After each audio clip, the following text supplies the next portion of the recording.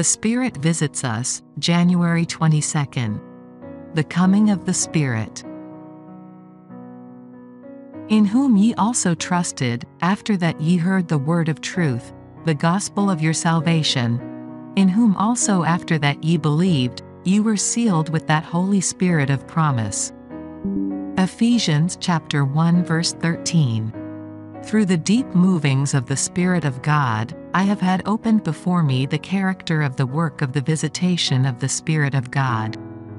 I have had opened before me the danger in which souls would be placed who had been thus visited, for afterward, they would have to meet fiercer assaults of the enemy, who would press upon them his temptations to make of none effect the workings of the Spirit of God, and cause that the momentous truths presented and witnessed by the Holy Spirit should not purify and sanctify those who had received the light of heaven, and thus cause that Christ should not be glorified in them.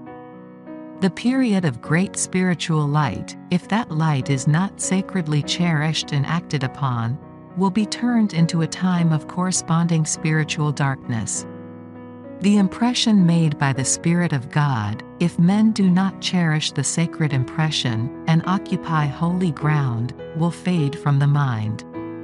Those who would advance in spiritual knowledge must stand by the very fount of God, and drink again and again from the wells of salvation so graciously opened unto them.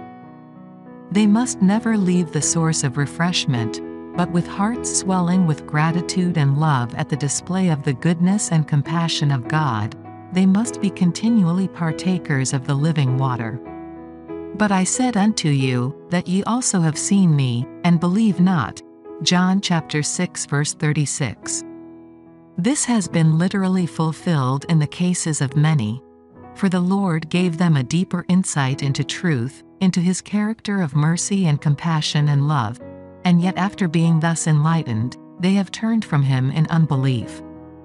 They saw the deep movings of the Spirit of God, but when the insidious temptations of Satan came in, as they always will come after a season of revival, they did not resist unto blood, striving against sin.